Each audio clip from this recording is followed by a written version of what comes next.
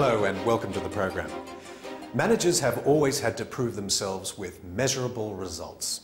Sales performance, cost containment, profit margins and so on. The PR function has never been exempt, but the profession has traditionally struggled to measure its results in a way which are both meaningful and acceptable to non-PR managers.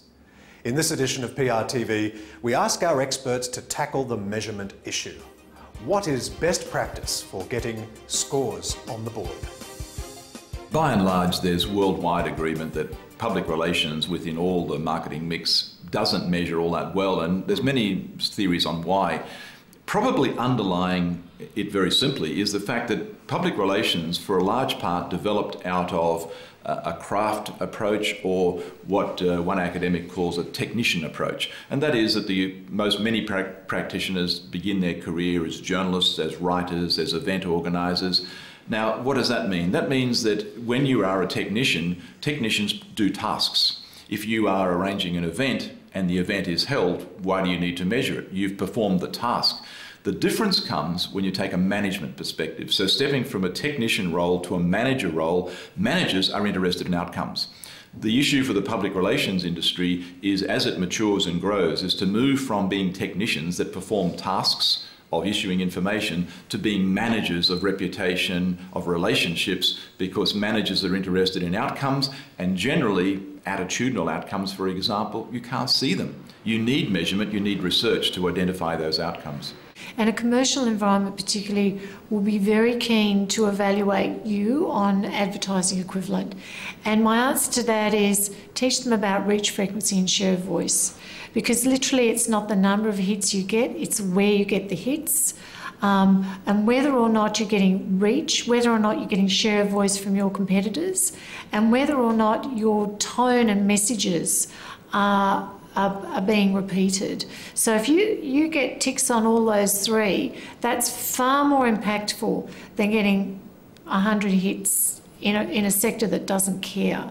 The tools are there: surveys, media content analysis, interviews, focus groups.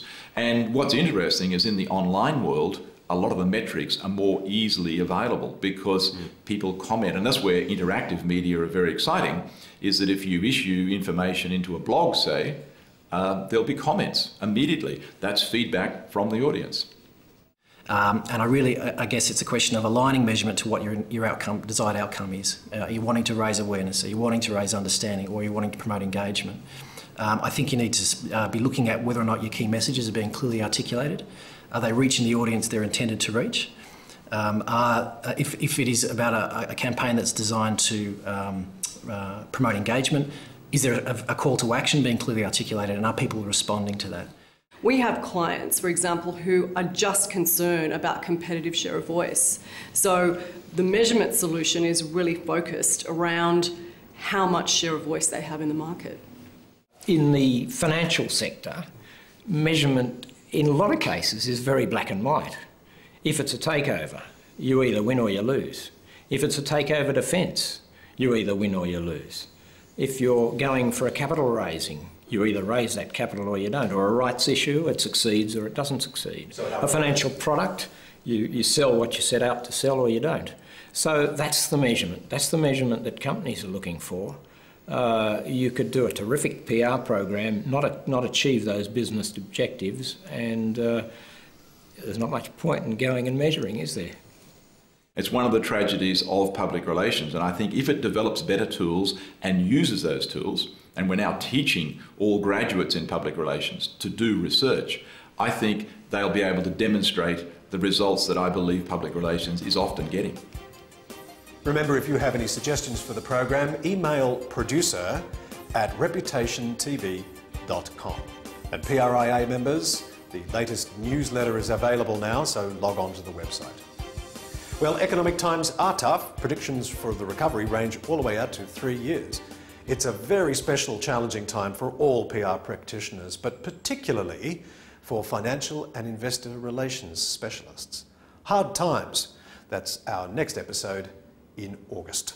Thanks for your time on PRTV, and we'll look forward to seeing you again next time round.